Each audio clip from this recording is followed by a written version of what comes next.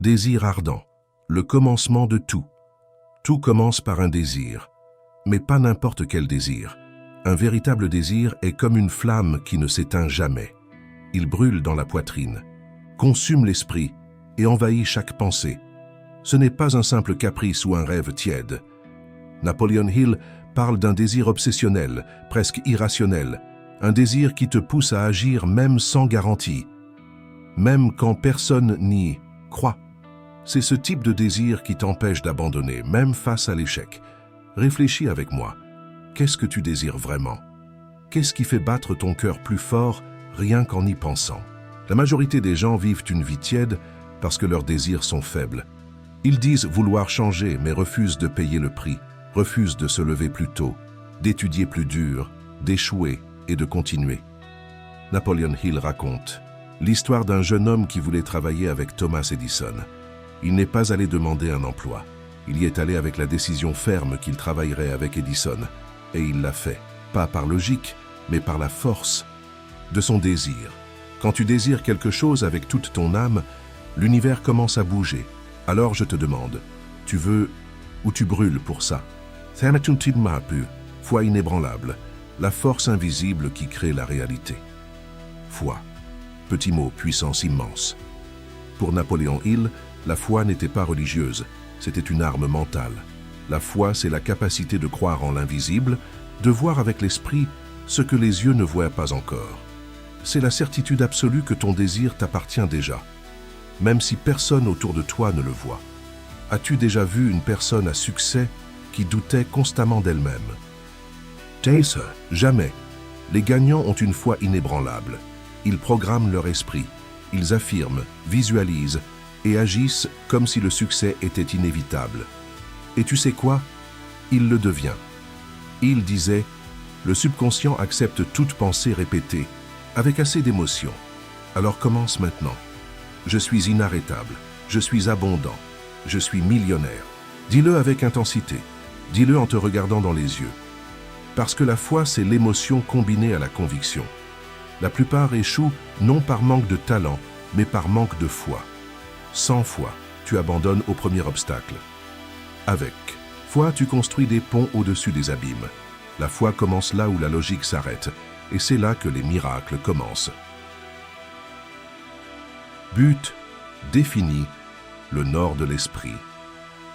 Vainqueur, tu veux réussir. Alors commence avec un but, clair, spécifique, non négociable. Napoleon Hill disait « Aucun succès durable n'est possible sans un but défini ». Pourquoi? Parce que sans but, chaque distraction devient une excuse, chaque difficulté devient une raison d'abandonner. Un but fort est comme une boussole. Il pointe vers le nord même au cœur des tempêtes. Quand tout semble s'effondrer, c'est ton but qui te garde debout. Un but, ce n'est pas juste gagner de l'argent ou devenir célèbre. C'est trop superficiel. Ton vrai but, c'est ce qui te fait vibrer. C'est la raison pour laquelle tu te lèves chaque matin avec du feu dans les yeux. Tu veux savoir si ton but est réel? Demande-toi si tu es prêt à te battre pour lui, sans applaudissements, sans like, même si tout le monde te tourne le dos. Le monde respecte ceux qui savent où ils vont. Un but apporte de la clarté. Et la clarté détruit la médiocrité. Ne vis pas comme une feuille portée par le vent.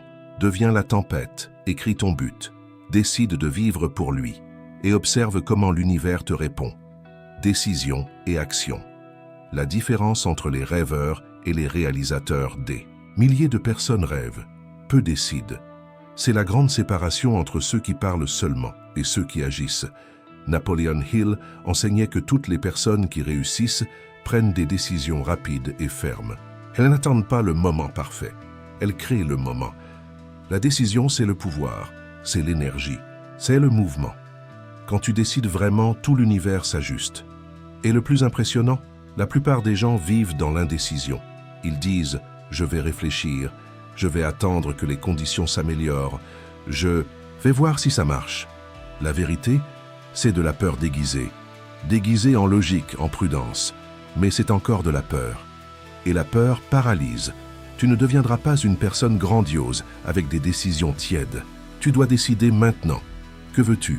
Combien es-tu prêt à payer? Et quand vas-tu commencer? Parce que si la réponse n'est pas « aujourd'hui », alors tu es déjà en train de perdre. Décide avec courage.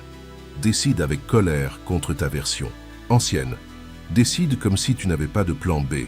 Et ensuite, agis, parce que seule l'action transforme le destin.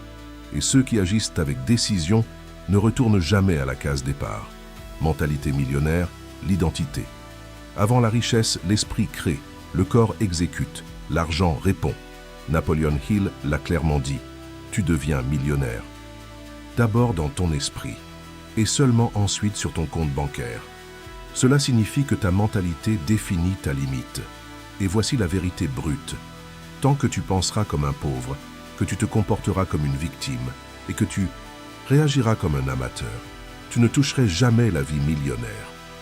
La mentalité millionnaire n'est pas la cupidité, c'est l'expansion, c'est le mérite, c'est comprendre que tu peux et que tu dois devenir grand.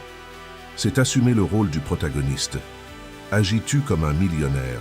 Protèges-tu ton temps, ton énergie, ta parole? Cherches-tu le savoir? Agis-tu vite? Honores-tu tes décisions? Parce que c'est ce que les millionnaires font avant de devenir millionnaires. Ils sont avant d'avoir. Ils agissent comme s'ils étaient déjà millionnaires. Ils se comportent comme des propriétaires, même lorsqu'ils en sont au début. Tu es en guerre contre l'ancienne version de toi-même, et il n'en restera qu'un. Soit tu tues le vieux toi, soit il te tire en arrière. Choisis ton identité, enfile la cape, entrez dans le jeu, parce que la vie que tu rêves existe déjà. Et elle attend que tu deviennes celui que tu dois être. Tu viens d'entendre le code, maintenant c'est à toi de décider. Le désir, la foi et le but sont les trois clés, mais seuls ceux qui agissent déverrouillent le coffre. Arrête d'attendre. Commence à construire. Tu n'es pas une victime. Tu es l'architecte de ta réalité. Et le monde attend ton réveil. Maintenant, c'est à toi. Tu connais déjà le code. Désir, foi, but et action. Mais la connaissance sans action n'est qu'un rêve oublié de plus. Décide maintenant. Écris ton but. Affirme ta nouvelle identité et fais le premier pas aujourd'hui. Écris « Je décide » si nécessaire, mais surtout, agis, parce que l'univers ne répond pas au doute, il répond à la décision.